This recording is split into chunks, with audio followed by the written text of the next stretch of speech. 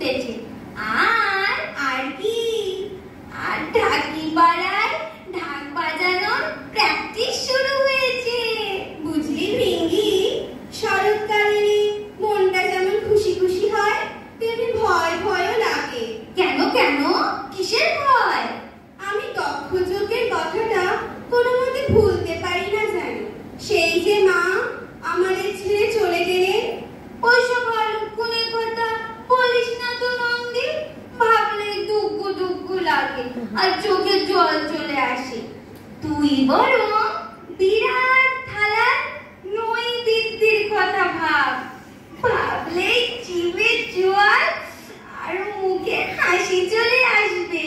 তোর তো খালি পেল্লাই খেলার নৈবেদ্যের দিকেই নজর, প্যান্ডেল ছেড়ে কোথাও বেরোতেই চাস না। আমি কত দিকে নজর রাখি। আহারে, ঠিক বলেছিস নন্দী, তুই তো উপোস করে 3 দিন মার বাপের বাড়ি কাটিয়ে দিস, এক কণা প্রসাদ মুখে কাটিস না। যত সব বাজে কথা। ঠিক আছে, বলতো মর্তের মানুষ চন্দ্র দেবতার সাথে কি করেছে? কি আবার করবে, হয়তো পুজো করেছে। এটা তো ওরা ভালোই করে, এত ঠাকুর ঠুকুরের পুজো হচ্ছে মর্তে।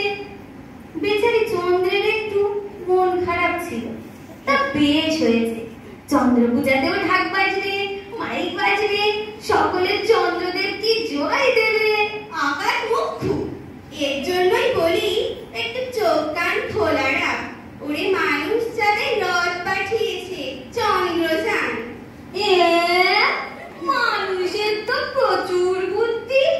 তাহলে আমাদের মাকে সবসময় মাডুপম দেখি, জয়ম দেখি, যশো দেখি, দিশো দেখি বলে তো বায়না করে কেন?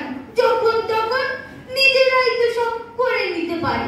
না রে ভিঙ্গি, মর্তের মানুষ বড় অসহায়, রোগ শোক লেগেই আছে।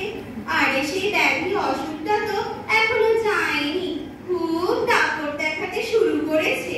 কোন অসুরটা? তোর নামের সাথে যার মিল আছে। অসুরের নামের সাথে আমার মিল? তোর নামের মিল, তুই ভিঙ্গি আর ব্যাধি অসুরের নাম ডেঙ্গি। মস্করা হচ্ছে? মা, তোমাদের কাজ হলো আমায় বিরক্ত করা। তোমার মর্তে যাওয়ার সময় হলে যত ভয় ওর। ভয় কি বাবা, আমি যে দুর্গা, দুর্গতি হারিনি, বিপদ নাশী।